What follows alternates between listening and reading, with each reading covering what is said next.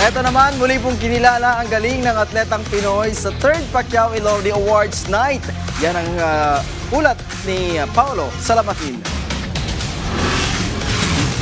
Matagumpay na idinaos ang ikatlong Pacquiao Elordi Awards Night upang bigyang pugay ang pinakamagagaling at mga kilalang atletang Pilipino sa boxing at iba pang larangan. Pinangunahan ni na World Champions Pedro Taduran at Melvin Jerusalem ang gabi matapos silang hirangin bilang mga Boxer of the Year dahil sa kanilang kahangahangang performance noong nakarang taon. Sa kabila nito, hindi lamang mga boksingero ang binigyang diin dahil kinilala rin ang kagalingan ng tennis star na si Alex Ayala, ang mga medalist ng SEA Games at MMA champion si Joshua Pasio at ni BKB World Super Welterweight Champion at ang anak ni boxing legend Rolando Navarrete na si Rolando D. Sa nasabing gabi, nagkaroon din ng 7 matitinding boxing bouts kung saan nanaig si Jimel Magramo kontra kay Marco John Rementizo upang ibulsa ang inaugural PBO Super Flyweight title habang nasungkit din ni Roderick Bautista ang bakanteng PBF Super Flyweight title kontra kay Adrian Dulayba.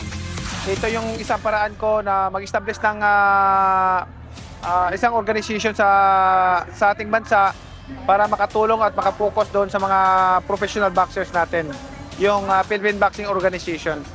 Ayon naman kay boxing promoter at manager at ang anak ni boxing legend Gabriel Flash Elorde na si Johnny, asahan na mas marami pang mga boksingero at iba pang atletang Pilipino ang paparangalan sa susunod na edisyon ng Pacquiao Elorde Awards Night.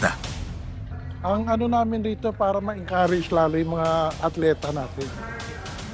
Na lalo silang gana mag-isa maigi.